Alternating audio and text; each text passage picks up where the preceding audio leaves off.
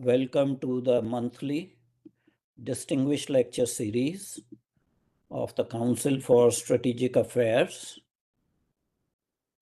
Today is Saturday, December 20th, 2025. And those of you who registered using our flyer probably saw this flyer. We are very pleased to have Brigadier Dr. Arun Sahgal deliver the distinguished lecture for today. The topic for the distinguished lecture is National Strategic Command under Chief of Defense Staff, wider implications. And as we go through the topic, one will realize which country we are talking about. A little bit about Council for Strategic Affairs. CSA imparts education in the field of international relations. Council fosters discussion, dialogue, and debate on geopolitical issues.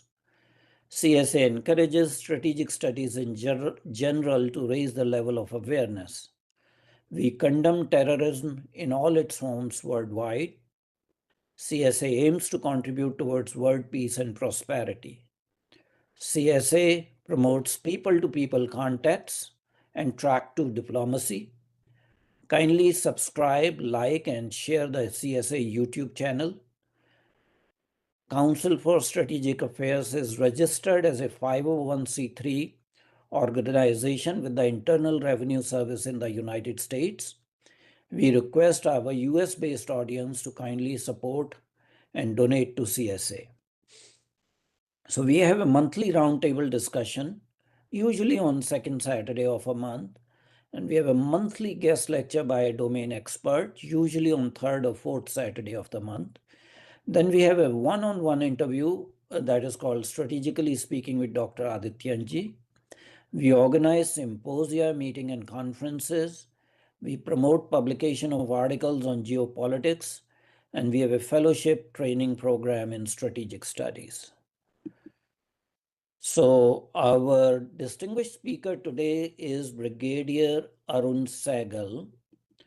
And Brigadier Sahgal is a retired brigadier who is director of Forum for Strategic Initiatives. He has been retired now for 22 years, and he is involved with a number of think tanks. There's not a single think tank in New Delhi that he is not involved with. He has also, been involved in net stimulation assessments for various agencies. His current research interests comprise regional strategic security stability, as also undertaking medium to long-term assessment with focus on geopolitical and strategic dimensions. He is part of a study group focusing on operational challenges caused by emerging and disruptive technologies, and project on preemptive cyber challenge from China, both on behalf of DRDO.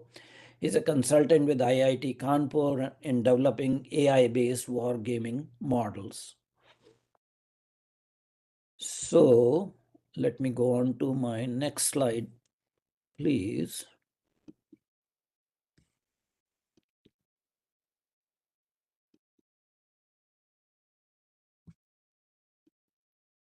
His recent works include policy brief on non-strategic weapons in conflict. He has written a number of books and has been heavily published. He does podcasts on geopolitics and strategic stability, nuclear dynamics for various clients. He has written on CATSA and its implications for India for Ministry of External Affairs. He has led Indian component of India, US, Australia Track 1.5 trilateral dialogue on emerging challenges and strategic stability. He's a member of a number of Track 1.5 and Track 2 institutions, and I'm very pleased to say that he's a distinguished member of the International Advisory Board of the Council for Strategic Affairs. So that is Brigadier Sahgal, and we will be talking today about National Strategic Command under Chief of Defense Staff wider implications. So it refers to Pakistan's 27th Amendment, which appends the nuclear command as it existed. In the garb of constitutional reform, it basically throws away restraint, deterrence, and regional stability into question, essentially under the guise of modernization. It gives total control to the Chief of Army in Pakistan. The previous position of Chairman Joint Chief of Staff Committee has been eliminated, and the Army Chief has been designated as CDF, Chief of Defense Forces. So this is a portrait of this individual, and actually it's a broken portrait from Waziristan, where there was an attack by cadets on the portrait. This is the old National Command Authority, and I'm not going to talk about it. I'll leave it for our distinguished speaker. Before I hand over the platform to Brigadier Arun Sahgal, few housekeeping rules. Please keep yourself on the mute mode to avoid noise interference. Please change your cell phone setting to vibration mode. Please don't interrupt our esteemed speaker. Questions are to be moderated through chat function. Please be very specific in asking questions. Don't write lengthy comments in the form of a monologue. The event is being recorded. It is also being live streamed on our YouTube channel, and it will be available later on our website as well as YouTube channel as a resource material. Finally, again, we are registered as a 501c3 organization with the US IRS. So those who are based in US kindly support and donate to Council for Strategic Affairs. And without further ado, it's my distinct honor and pleasure to give the platform to Brigadier Dr. Arun Sahgal, a mentor as well as a distinguished strategic analyst who is based in New Delhi. So the platform is yours, sir. Kindly start. Thank you very much, sir. It's an honor to be on the CSA platform once again, something which is very dear to me, and I enjoy whatever is posted and kind of high level of discussions that takes place on the CSA.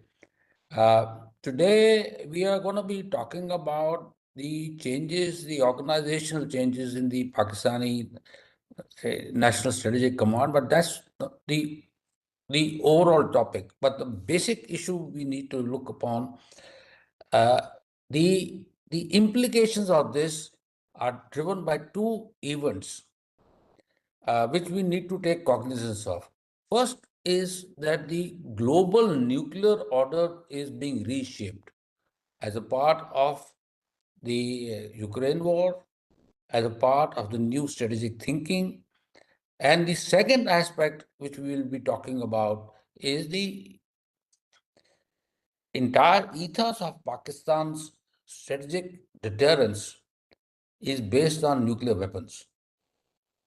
So it's important to understand why these changes are important and what are the consequences of these changes for us. Pudamaji, can you make this the full slide? Because abhi it's in a, no, if you can tap on the view portion, then it will become a full slide. Okay, leave it at that. Doesn't matter. Okay, so first point is the world has entered what we call a third nuclear age. The first nuclear age was a direct competition. Thank you. Yeah. The first nuclear age was direct competition between the United States and Soviet Union, and which both countries amassed a large number of nuclear weapons and moved towards what they call mutual assured deterrence. Stability was maintained by sheer numbers and the ability of each other to destroy. From here, the world moved to a second nuclear age. There were two elements of this second nuclear age. The first element was that the increase in number of nuclear weapon states. From two states Other states with nuclear weapons emerged, like Pakistan, India, Israel, North Korea. These are the new nuclear weapon states that emerged. And Israel, of course, is a what is called a closet nuclear state. The second element of this was that this was also a period where large number of efforts were done to control the spread of nuclear weapons, and number of test ban treaties were discussed and implemented. Now, what is happening in the third nuclear age? Three things are happening. Number one is the propensity to use nuclear weapons is coming into the thinking of operational thinking of major powers, be it Ukraine, be it the American attack on the nuclear sites of Iran, both Kudro and Nance. It's not the issue that it would have spread to a nuclear war, but the question was, earlier on, it was sacrosanct not to attack each other's nuclear weapon sites, nuclear sites. And now it is being done. Like Orshink attack, which took place in Ukraine, was also on a nuclear facility. Zaporizhzhia attack on a nuclear power station was also one of the issues which could have led to a certain degree of radiation leaks. So that is one element of this whole thing. The second element is technology is driving the stability element out of context. With weapons in space, cyber attacks, and the kind of hypersonic and new weapon systems which are coming in, they are creating a sense of insecurity among major players, and in fact, all nuclear powers. So, what is happening? China is upgrading its nuclear posture. Americans have got a $1 trillion budget to upgrade. The number of the Losnos facility of the Americans, I mean, the one next to Sandia Labs, that is being upgraded. There are number of new systems which are coming in. So, similarly, the Russians are developing, you heard about Poseidon, which is a torpedo which can be fired with nuclear powered and nuclear weaponized torpedoes, etc. So this similarly, you must have heard, read about the fact is that the Pakistanis are upgrading their nuclear arsenal, and the Americans have recently sanctioned 3 Pakistani firms for trying to establish an intercontinental ballistic missile capability. So this is the element of nuclear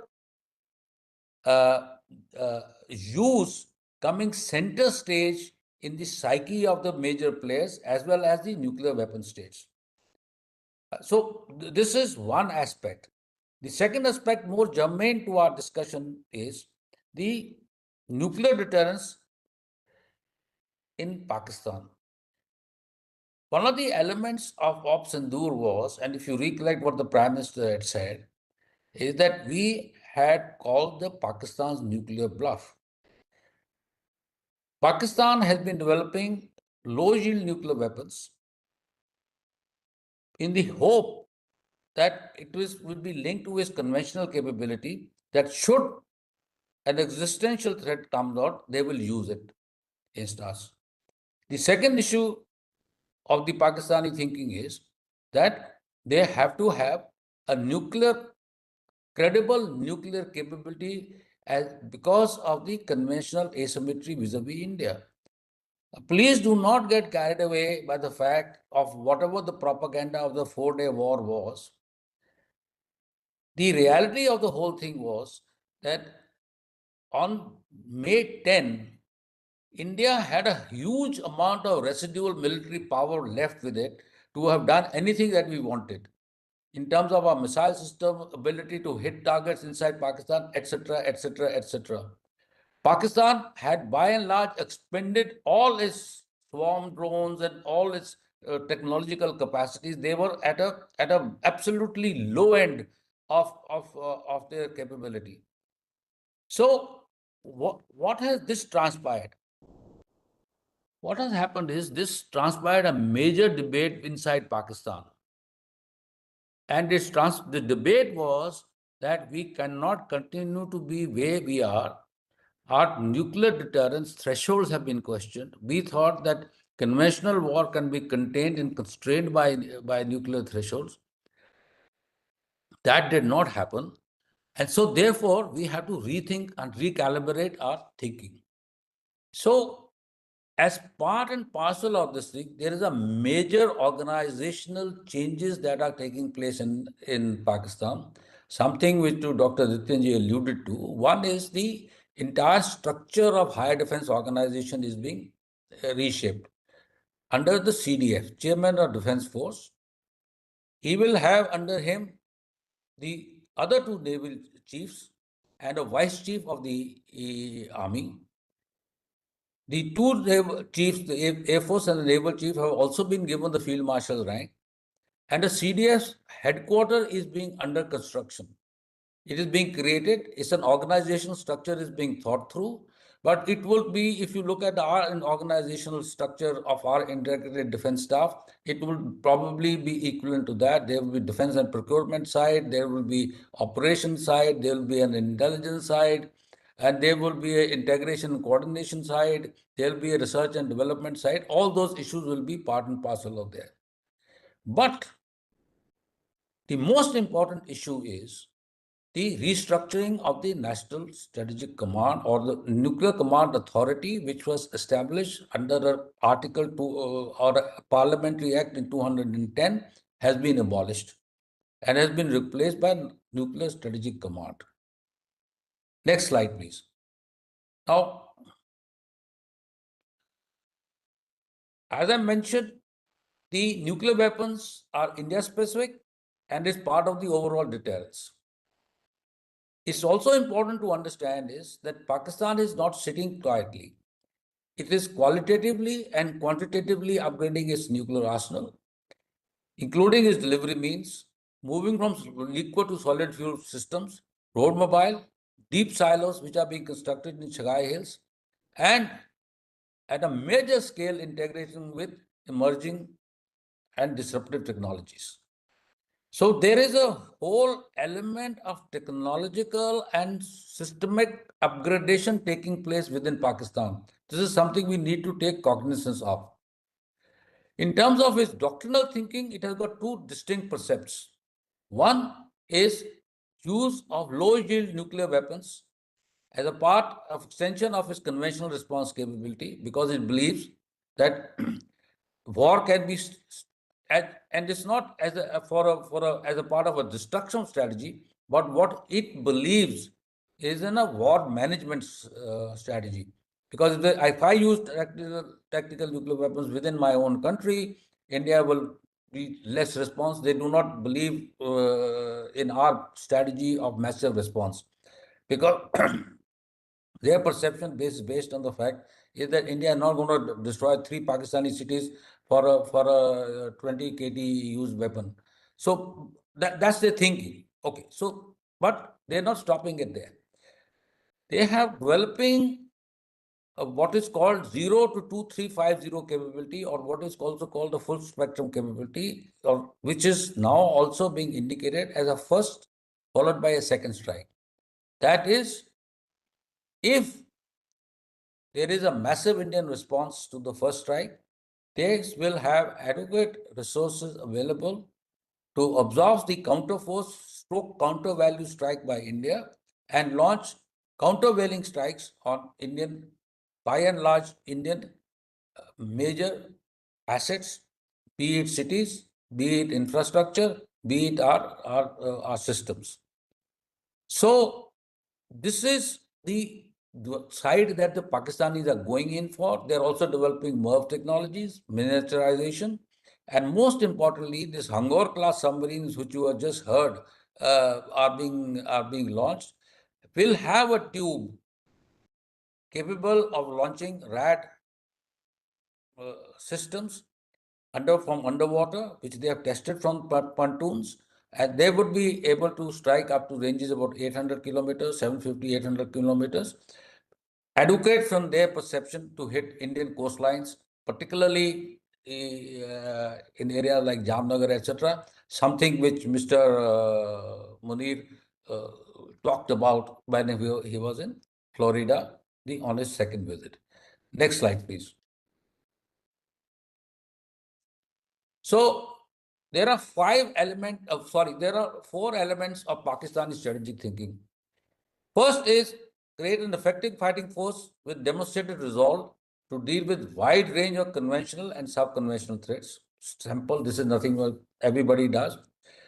And is credible minimum nuclear deterrence and supporting force with adequate stockpile of weapons and delivery systems for assured second strike. This is an important thing which we need to take cognizance of. Nothing to get worried, everybody has it. But the question is that to think that he will only use tactical nuclear weapons and not other weapon capability is something which I want to disabuse people from. He has the ability because 160, 170 weapon system. His tonnages are also increasing. They're going up to 150, 170, maybe up to 100 KT weapons. That's what he's had. Then he's also looking at survivability of strategic forces against sabotage, conventional attacks, and against initial enemy nuclear strikes. So you must have heard during the Op Sindoor, there are a large number of G shelters, which are deep shelters, which have been created. There are about 30 of them, which, to my knowledge, they have been created. And those are the shelters in which these nuclear capable forces are being kept. And there are a large number of them have been spread out, more are being constructed. So the whole idea is to disperse and follow the principal example of the Chinese of create silos and interconnected silos for launch. And he's also got a very robust command and control system. Now, what we have seen during Op Sindoor is eminently supported by the Chinese. The next slide, please. Okay, so now I'll just dwell a little on what is the existing nuclear command and control structure, which Adityanjee also showed in his slide. Just next slide, please. Now, it is a three-tier structure. On the top is the National Command Authority, which has got two committees. One is the Employment Committee, which is basically a political military committee headed by the Prime Minister. And then there's the Developmental Committee, which is a design development committee, and basically to provide the resources, nuclear resources to the country for its strategic capabilities. This is under the Chairman Joint Chiefs of Staff. And the secretarial work of both these committees is being done by the Strategic Plans Division, which is headquartered in Rawalpindi. National Command Authority is also Rawalpindi.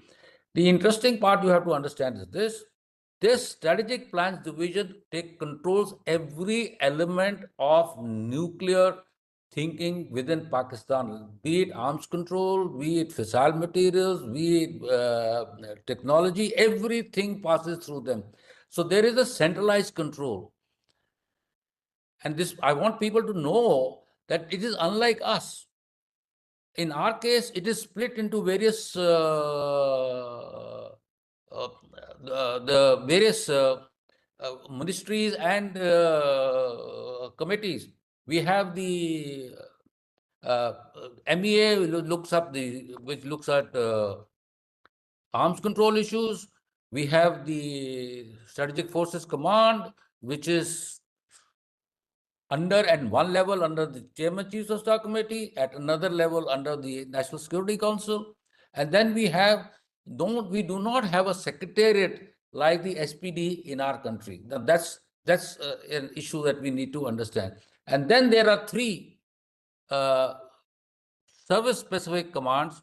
One is the Army Strategic Forces Command, other is the Air Force Strategic Command, where the Air Force vectors are controlled, and there is a Naval or Maritime Strategic Forces Command, where the maritime vectors will get integrated. Next, please. So, I've talked about these issues. The whole idea is that it has developed an integrated nuclear communication, intelligence, and reconnaissance system operating under the NCA through the SPD. The SPD is the nerve center of the Pakistani strategic thinking. Just like the one you have in the CMC, it's a replication of the CMC's nuclear command center, where the whole sub-chief is controlled. There is no diffusion in nuclear authority or nuclear thinking or nuclear planning in Pakistan. It is centralized. SPD links up with both, every element of this thing is top, it links up with the two committees, down it links up with the Strategic Forces Command. Next, please. Decision making. ECEC, Employment Control Committee, is the main policy making organ. Essentially speaking, the policy is made by the SPD, but it is approved at their level. They review strategic threats, monitor progress of weapon development, and decides responses to emerging threats. So, if you recollect, in Balakot time, we had a meeting of the NCA taking place. So, when an NCA meets in Pakistan, it is taken as a signal that the nuclear weapon considerations are being undertaken by the polity. Okay, so that's an indication, because these issues are leaked purposely by the other side. The whole idea is to tell them that, look, we are reaching our so-called red lines, or we are reaching our thresholds. We are now getting ready to, it's a brinkmanship game to get our nuclear weapons ready. But the point to note is that ECC is the main political military authority which controls the weapons. DCC, I talked about, is a military technical committee, and it has got large number of, I've listed out a large number of laboratories under the PAEC, KRL, National Engineering Scientific Commission, Space and Upper Atmospheric Commission, and among others. So as things move up, it will also have under it the Strategic Rocket Force Command, or the Rocket Force Command, which they have now really created. There will also Army Rocket Force Command. They will also integrate with these people. Although they are saying that it is going to be outside it, but it's unlikely. They're going to be part of a strategic communication or a strategic web that the Pakistanis have created. Next, please. So this is in broad outline. I have given you what the structure is. So what happens when 27th Amendment comes? Next slide, please. Now, creation of National Strategic Command has brought in a number of changes. The first is at the leadership and decision-making level. Now, the strategic planning and strategic decision-making has shifted from Nuclear Command Authority to the CDF. So, as I mentioned, it was a joint decision-making process, even though the military was always heavy in these decisions, but the oversight was that of a political authority who was responsible for launching nuclear weapons. In our case also, there's an executive committee and there's a political committee. And the executive committee only recommends to the Prime Minister. The decision to launch nuclear weapons is that of our Prime Minister. This is what should happen in any democracy. But Pakistani is a sham democracy. So now in that country, the thing has moved from Prime Minister, who was the final decision maker in Pakistan earlier on, to CDF stroke Chief of the Army Staff stroke the head of the Nuclear Command Authority, one man. It's a one-man control which is there, which is a very dangerous situation. Like I've said, NSC led by a single commander from the army, appointed by the PM on recommendations of the CDF, who is also the army chief, is a very dangerous aspect. Now, the interesting part is the operational and strategic control of nuclear weapons now shifts entirely to the army. We are not very clear as to, under this arrangement, how will the two services who also have nuclear vectors will be integrated. So I'm sure they will find a via media. That's not an issue. But the question is that via media which they will find, which will be an ineffective via media, which will leave these two other services out of the equation and will be brought in as decided by the so-called NSC working under the CDF. So when we move a little forward, we realize that it has got consequences. Next slide, please. Now, what are the institutional differences? The NCA codified as a joint civil military structure that included, I've talked about.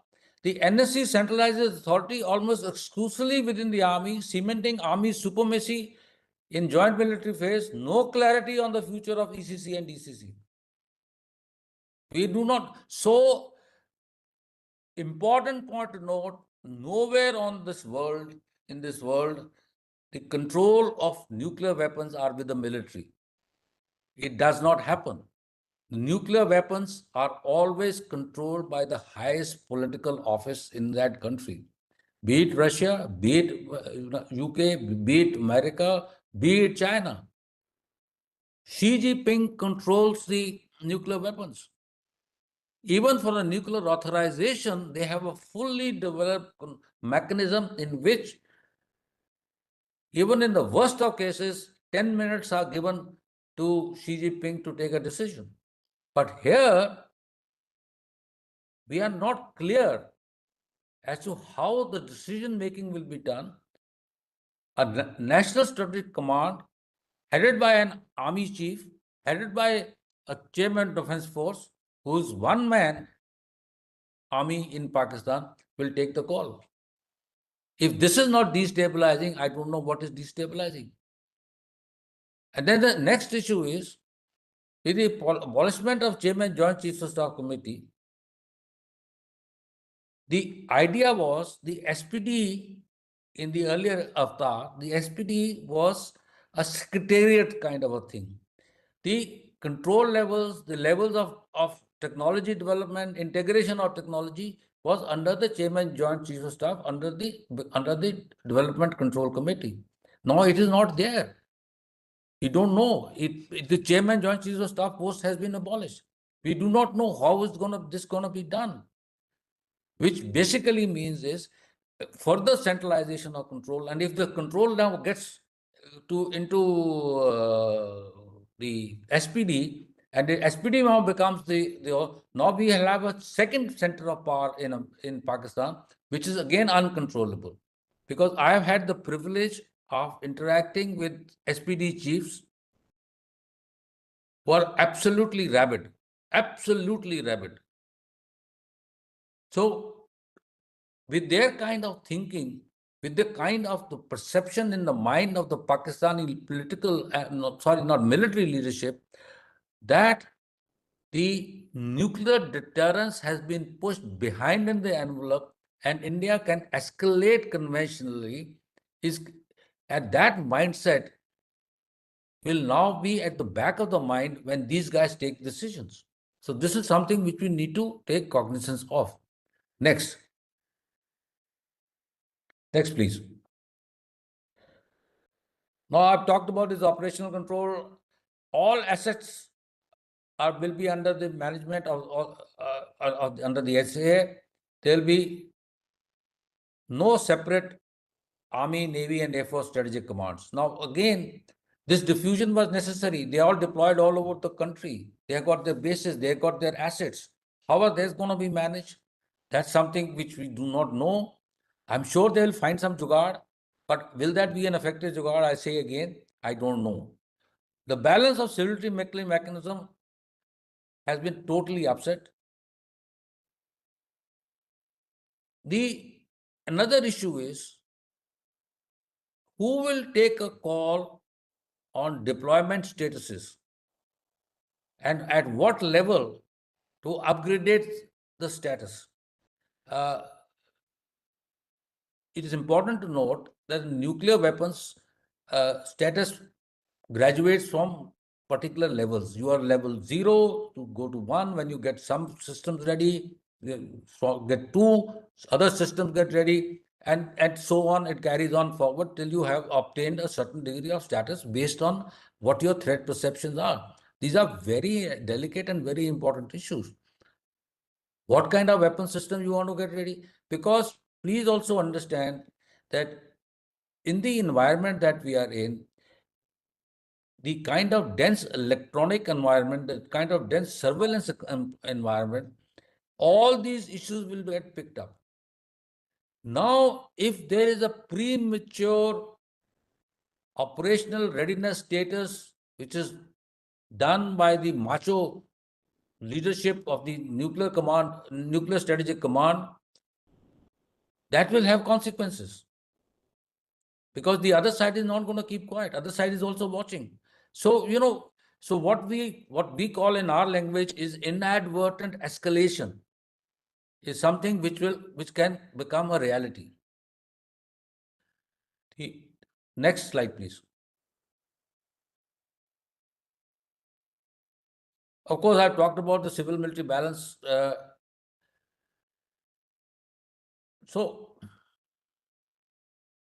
See, this point has been labored in my slides is primarily because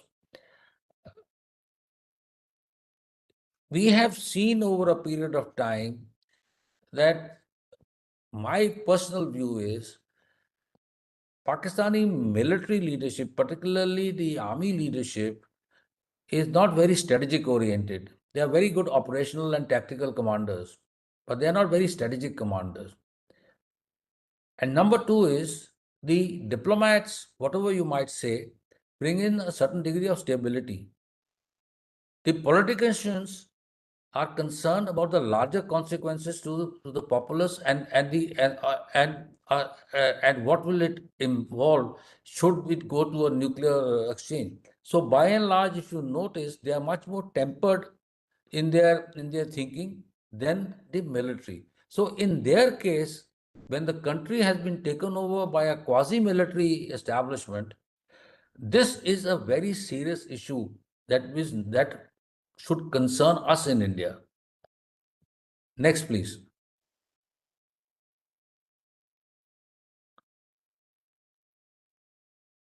So what is his role in a crisis? He'll exercise direct command over all Pakistani nuclear assets, including decisions on nuclear force posture and employment. I talked about it.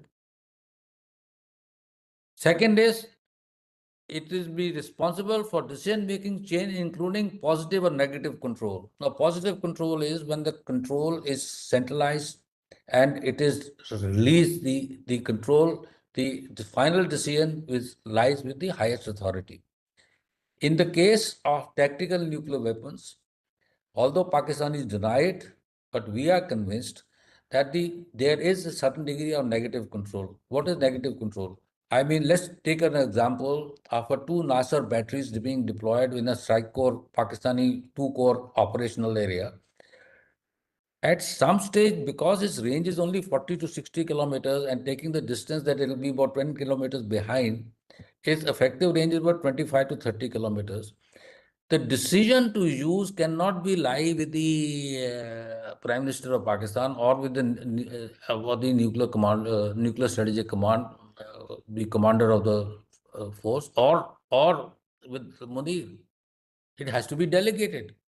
So once the decision making is delegated to a field commander, then we have done a couple of exercises like this. In that, we find that use in panic, misjudgment is a given scenario. Because at second time, then there is another element. Because of the long range of vectors which the other side has got, like we are now getting artillery with ranges of 50 to 60 kilometers, 70 kilometers, and we have got these drones and other loitering ammunition. So use it and lose it phenomenon sets in.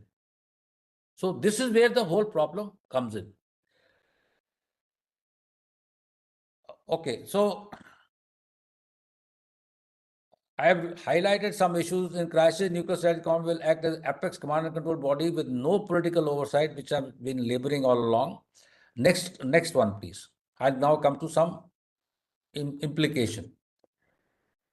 First is, with CDF in charge, the command and control, nuclear command and control is becoming less institutionalized and a high-stake poker game, seriously impacting deterrent stability. India cannot but be concerned with this. We are absolutely concerned, but the fact is that lack of institutional restraint can lead to impulsive decision making and can force a military leadership to take dangerous risks, leading to a collapse of nuclear restraint. In a crisis situation, it can to act swiftly to test Indian resolve for multiple reasons can result in unintended and premature use, leading to a major nuclear crisis. This is a concern, very serious concern. Then there is this whole issue of the religious zeal of the Pakistani commanders. Steeped in nationalism, this lays another layer, and adverse situations can be interpreted as existential threats where the nuclear use can be looked upon as retribution rather than escalation. So it's a mindset of the commanders. So because the political, the diplomatic layers have been removed. Now these are military guys who are going to be taking a decision. I'm also an ex-military guy. But we understand, because we operate in a system where there is a political control, there's a Paul mill control. We understand why this is necessary. And so, concern in future of Sandur-like scenario, Pak's response will rest more on Munir's instincts, less on military judgment, dictated by faith and his own standing. That's a big issue. Next one, please.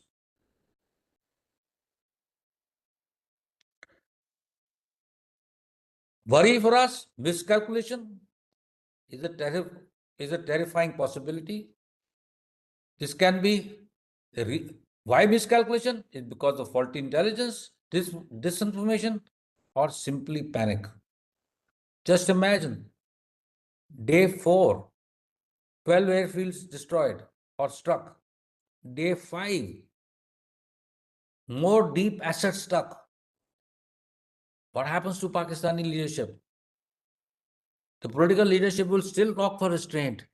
They will still get into international negotiations, get Uncle Sam to act on their behalf. But in case where the entire setup is controlled by the military, you can imagine what will be the response. There will be a greater degree of brinkmanship posturing I talked about earlier. Given the ambiguous thresholds and red lines which the Pakistani army might propagate, it could lead to vague notions and early posturing in the hope of vague notion of national survival. And this is my biggest concern. My biggest concern is a lesson which I'm reading the Pakistani literature coming out post-Op Santosh is talking about the fact is that we have to recalibrate the space that we have lost, the conventional space we have lost. So I will try to, my last point is centralizing nuclear assets under a single commander is inherently risky, where faith, pride, Punjabi militarism converge, making toxic mixture of Robert Gates. What he said was, Falkland nuclear weapons are safe until they aren't. I'll stop here and I'll wait for your questions and comments. Thank you very much. Thank you very much indeed, Brigadier Sahgal. I think you have very succinctly illustrated the dangers that are post 27 amendment of Pakistani constitution. And there was a lot of cat and mouse game between the political leadership that was essentially installed by the military in a rigged election, that the prime minister had to run to London in UK to avoid signing the amendment. And there was a lot of drama about that. So we need to understand that even the subservient political leadership tried to avoid implementing 27th Amendment. Yes. The other thing which is not talked about this 27th Amendment is that it gives immunity for life to the Yeah. CDF. I didn't want to go. Okay. Yes, absolutely correct, sir. So if the CDF takes a decision which is detrimental to the country, CDF has complete immunity along with the Prime Minister and the President. So that is, total sort of, carte blanche given to the CDF to do whatever he or she wants to do. I think it's also more, dangerous that this is the first Chief of Army Staff who is Hafiz-e-Quran and had Yes. a basic education in a madrasa. And he keeps on invoking the ayahs from Quran while enunciating his military doctrine. Yes. So this should not be actually, out of all the chief of army staffs of Pakistan, there were very adventurous ones like Pervez Musharraf, but they were still educated in secular education system. This one is not. The other thing I want to highlight is that Pakistan gave up on credible minimal deterrence around 2014, 2015. And I realize, because I attended a Carnegie International Endowment for Peace, International Non-Proliferation Conference, and General Khalid Kidwai gave a 1 hour long lecture in which he introduced the concept of full spectrum deterrence very openly, in a very, very rabid and belligerent manner. So the full spectrum deterrence, they had actually at that point in time, Shaheen 3 with 2,800 kilometers range up to Andaman Nicobar Islands. So almost for 10 years, they have this doctrine of full spectrum deterrence. What changes post Sindoor is the 27th Amendment with all its concentration of, power and decision making in the hands of the CDF. So that is definitely very, very destabilizing situation, considering that Pakistan's nuclear weapons program is one country specific, which is India. So those are the comments I just wanted to make before I go on to questions. There's a question by Dr. Vineet Singh. He's saying, excellent talk, Brigadier Sahgal. Do you think this change will be permanent, or do you expect the strategy to shift post Munir? As any strong democratic government, if it ever emerges in Pakistan, would like to take back the charge of command and control. We hope that it changes, but we have to remember two things. One, this man is just starting his next innings, and he's going to be there for 5 years. 5 years is a long time in the history. A. B. He is not only going to be the chief of the army staff, but he's going to be the chief architect of his country, where he's playing the political game internationally. And in that political game, he is pushing his country more and more in the spheres of influence where his predecessors have suffered. What he's trying to do in Gaza, getting his forces over there, etc. One mind goes back to the fact is that when uh, 2011 happened, or 2001 happened, the the Pakistani president, Prime Minister was told, President Musharraf was told, we'll bet you into stone ages, you join us. So Pakistan has become a proxy of the Americans for a long, long time. And once again, they are playing the same game. How will that pan out? I do not know. I personally feel that much before his 5 years are over, there will be political changes in Pakistan which might have to lead to a greater degree of upheaval. How will that manifest itself? I'm concerned. Because I'm concerned because of that is because this man with total control over the military and the nuclear weapons can initiate actions which can be hugely destabilizing. So I am not comfortable with the kind of situation that Pakistanis is. And in my interactions with them, I make no bones of this, telling them on their face that you are giving in too much to one man. And how do you ever want to retake it? But once you are given, it's very difficult to retake. How you will have institutionalized it. Once you institutionalize it, how do you retake it? He could do it. He could destroy the nuclear command authority of Pakistan in one go because the political leadership acquiesced. The army is not going to acquiesce to the political leadership. Under what conditions? So that is where the problem is.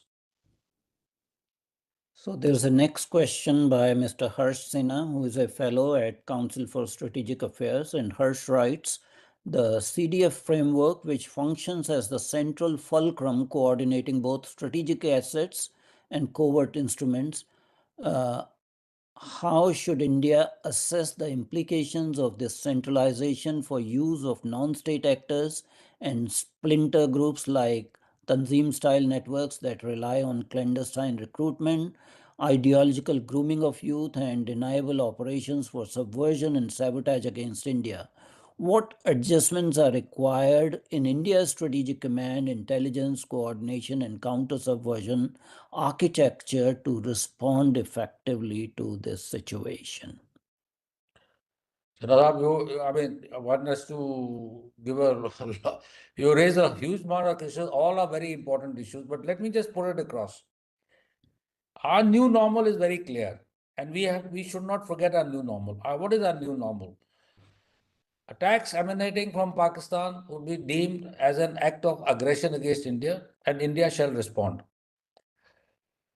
My talk with the people who matter in my country, I mean, here in Delhi, is that they are cognizant of that and they are very clear in their response. Any cross border terror, any such actions by these splinter groups or others will get a retributive response. And I'm also being told at a much higher levels than was done during the Operation Sindoor. Issue one. Issue two, as far as we are concerned, we are very clear that any escalation to a nuclear domain or any move towards an escalation to nuclear domain will get the befitting response from India as it deems fit at that particular point in time. We in our perceptions of the new arena of operational arena, we need to understand two, three things. Transparency, large number of ISR systems are in place. We have a huge amount of capacities, technological capacities for precision strikes. We have uh, our strong cyber capabilities. We got strong electronic warfare capabilities. Our space systems are being upgraded. So we are generally aware, sir, of what is happening on the other side. It is nothing is happening which is not known to us. And we have also done a fair amount of good work in our system. In fact, I just finished writing a big paper on the kind of new systems that are coming into our within our armed forces, which have been developed and fielded, like autonomous weapon system dealing with unmanned autonomous weapon systems, dealing with cyber, dealing with precision strikes, decision with information passage, decision with CIDSS, Command and Information Decision Support System, Artillery Command and Control System. We have done a fair amount of work, and a fair amount of work is being carried out in these systems to give us a certain degree of reassurance that we shall not be caught flat-footed next time. With the Chinese taking supporting Pakistanis in a big way, we are also getting conscious of that, and we are developing systems, capacities, capabilities uh, on our own to work around them and to deal with those such issues should that happen in the next time. So it's an ongoing process. It's going to take time, but large number of our new systems. I will share my paper once it's published with my organization CSA, and you can have a look at it. It's about 6,000 word paper, so it's sort of longish paper. So that's what my answer to you is. So we are strategically, operationally, doctrinally, and technologically cognizant of what is happening, and we are prepared for a reasonable and requisite response to the other side. We have one more question, but in the interest of time, I will forego that question because I want to involve Ambassador Pradeep Kapoor. He is also a member of our International Advisory Board and has a solid diplomatic background. So, Ambassador Kapoor, would you like to come on for a minute for your comments on this particular challenge that we are facing? Ambassador Kapoor?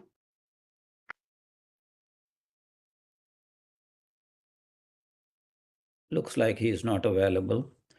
So the last question is basically about any preventive attacks on Pakistani nuclear infrastructure from India's side. Do you see any role? The question was No, asked by Dr. I don't Chopra. think we can go down that route because there is nothing known as a preventive attack. There are concepts called the counterforce strikes. Well, the entire edifice of the Chinese silo-based deployments, increased silo-based deployments, are based on the counterforce strike capability which the Americans have got. By on account of space orbital systems, etc. These are concepts which are continuously being developed and worked upon. The whole idea basically is that you are telling the other guy that have adequate capability and capacities to degrade your systems effectively, not fully, in a large manner, to make your nuclear response that much untenable. But like they say, this is a game of chicken and egg. Uh, are you going to be doing it? Who's going to take first step? And my answer to everybody who talks in this manner is this: the world does not know what escalation management is in under a nuclear scenario. There is no idea. Nobody has an idea and no understanding. And that's my belief. Thank you very much indeed, Brigadier Dr. Arun Sahgal, for a very elucidating lecture, highlighting a recent challenge to international stability thrown by this 27th Amendment of Pakistani Constitution and its consequences. Unfortunately, the world is totally oblivious of what is going on. Yes. So we shall have to see how this situation is contained and possibly diffused in future. We can hope for the best. My heartfelt thanks to you Thank you, sir. Thanks to our audience members who took time off on a Saturday morning or evening, wherever they are, for this lecture. And of course, Team CSA, Mr. Ripudaman Pachori, Mr. Rajiv Verma, and an anonymous volunteer who helped me arrange these programs. Thank you very much indeed. A recording of this presentation will be available later today and we shall circulate it. And we do hope that Brigadier Sahgal will send his write-up on the same subject that we'll be happy to publish on CSA website as well. Okay, And we look forward to it. Thank you very much indeed.